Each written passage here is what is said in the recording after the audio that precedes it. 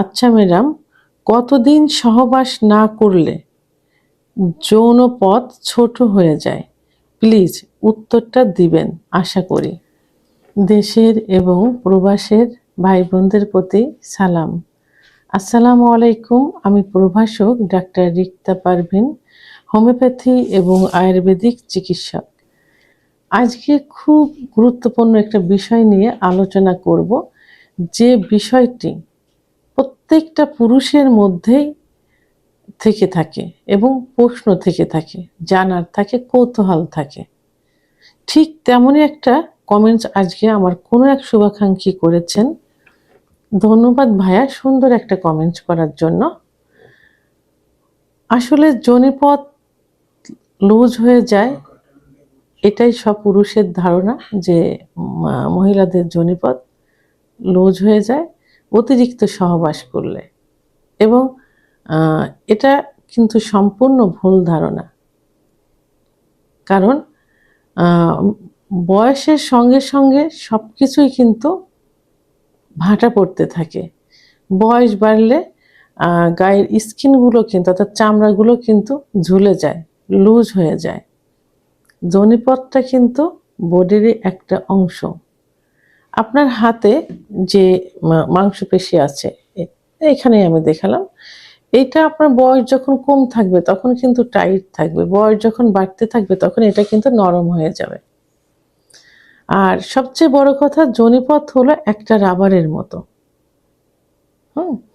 তো এই যে অনেক বলে থাকে যে ভার্জিনিটি, অর্থাৎ বিয়ের প্রথম রাত্রে বাসর ঘরে যদি রক্তপাত না হয় তাহলে এই মেয়ে বাইরে কোথাও বিয়ের আগে সহবাস করছে, এই জন্য তার ওইটা লুজ হয়ে গেছে, এটা বলে থাকে অনেকেই। ধারণা ফ্যামিলির থেকেও এটা বলে, হাজব্যান্ড বউ এটা, স্বামী এটা বলে থাকে। কিন্তু না, এটা সম্পূর্ণ ভুল। কারণ একটা মেয়ের যখন মাসিক শুরু হয়, অনেকের কিন্তু 10 বছর বয়সেও হয়, 9 বছর বয়সেও কিন্তু হয়, আবার অনেকের 11-12 বছর পরে হয়, আবার অনেকের এর থেকেও দেরিতে হয়। তা যখন পিরিয়ড হয় তখন থেকে ধরে নিতে পারি 14-15 বছর পর্যন্ত কিন্তু মোটামুটি একটা পর্যায়ে থাকে। এরপরে একটা মেয়ে স্কুল কলেজে যায়, তখন সেখানে দেখা যায় দৌড় ঝাঁপ লাম্প বিভিন্ন খেলা হয়, সাইকেল চালানো। আর এখনকার মেয়েরা অনেক সচেতন স্বাস্থ্য বিষয়ে, যেখানে এক্সারসাইজ কিন্তু এখন করে থাকে। তা এইগুলো দৌড়ঝাঁপ, এইগুলো লাফালাফি, এইগুলো করতে করতে ওখানে যে সতীচ্ছেদ যে পর্দাটা আছে, সতীচ্ছেদ পর্দা কিন্তু জরায়ুর মুখ আটকানো থাকে না। তাহলে মাসিক কিভাবে হয়? অর্থাৎ যোনির যে পথটা, যোনির চারপাশে যে মুখটা, ওই মুখে একটা পর্দা মতো থাকে।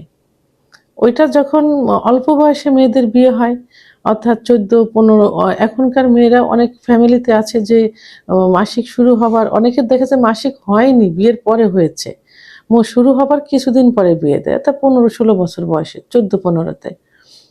তখন ওই সহবাস করতে গেলে বাচ্চা মেয়ে থাকে, তো অনেক সময় দেখা যায় যে ওখানে একটু চিড়ে মতো যায়, কারণ ওটা তো টাইট থাকে।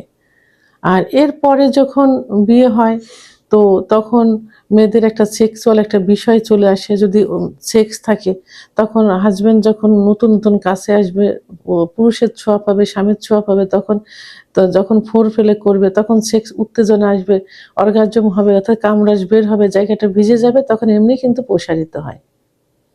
তো সেক্ষেত্রে ব্লাড আসবে না।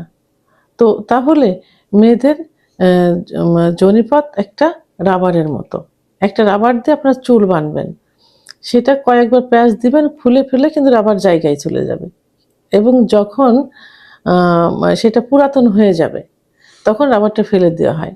একই যোনিপথ দিয়ে বাচ্চা হচ্ছে, সহবাস হচ্ছে, মাসিক হচ্ছে, সাদা লিউকোরিয়া যাচ্ছে।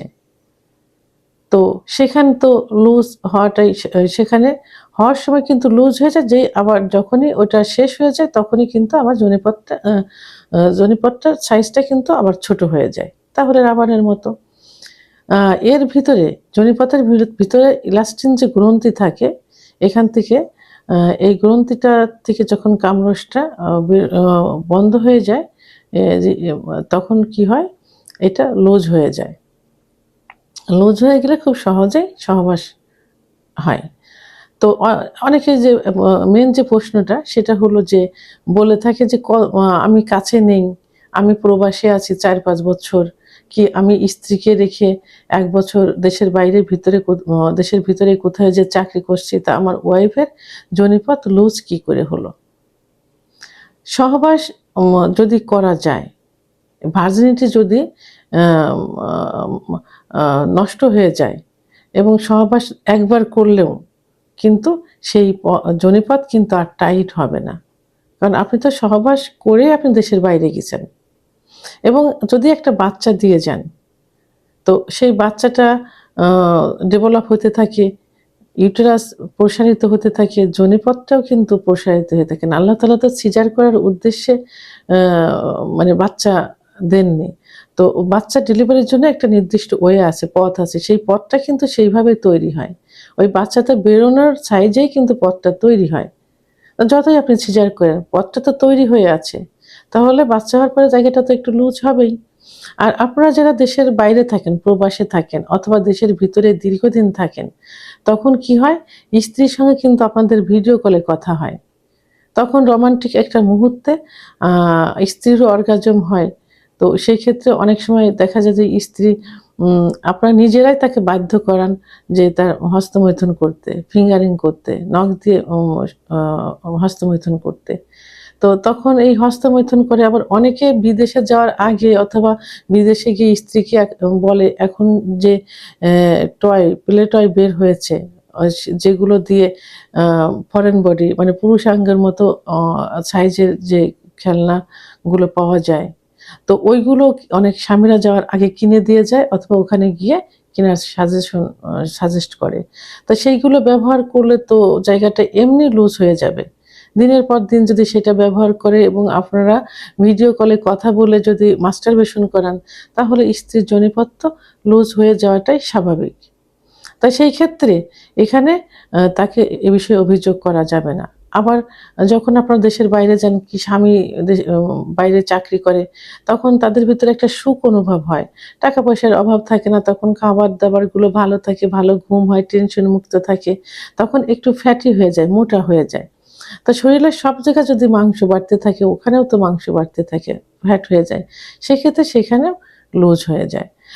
অতিরিক্ত ফ্যাট হয়ে গেলেও জায়গাটা লুজ হয়ে যায়। আবার যখন দেখা যায় যে অতিরিক্ত চিকন হয়ে গেছে, গায়ের চামড়াগুলো ঝুলে গেছে, তখন ওই জায়গাটাও ঝুলে যায়। তবে হ্যাঁ, যদি কোনো রকম সহবাস না হয়, একেবারেই যদি সহবাস থেকে বিরত থাকে, তাহলে কিছুটা কিন্তু টাইট থাকে। কিন্তু আপনারা যদি নিজেরাই যদি তাকে হস্তমৈথুন করান এবং সে অ কৃত্রিম লিঙ্গ কিনে দিয়ে যান, সেগুলো ব্যবহার করান, তাহলে তো শুধু যোনিপথ না, ওর ভিতরে উপরে যে ইগুলো থাকে, আম আ ভালভাগুলো থাকে, ভালভাগুলোও কিন্তু বড় হয়ে যায়, লুজ হয়ে যায়। যেটা দেখতেও খারাপ লাগে, আপনাদের সহবাসেও কিন্তু কষ্ট সুখটা নষ্ট হয়ে যায়। তা সেহেতু এই ভ্রান্ত ধারণা থেকে দূরে থাকতে হবে যে আমি সহবাস করি না, আমার স্ত্রীর যোনিপথ লুজ হলো কেন? আমি আগেই বলেছি এটা রাবারের মতো। এটা একবার সহবাস করলে এর থেকে আর ফিরে আসা যায় না। এটা লুজই হতে থাকবে। বয়স বাড়তে থাকলে সবকিছুই লুজ হয়ে যায়, যোনিপথও লুজ হয়ে যাবে। তো ভিডিওটি সম্পর্কে যদি কোনো মতামত থেকে থাকে অবশ্যই কমেন্টের মাধ্যমে জানাবেন। আর ভিডিওটি ভালো লাগলে লাইক, কমেন্ট, সাবস্ক্রাইব করে আমার সঙ্গে থাকুন। আল্লাহ হাফেজ।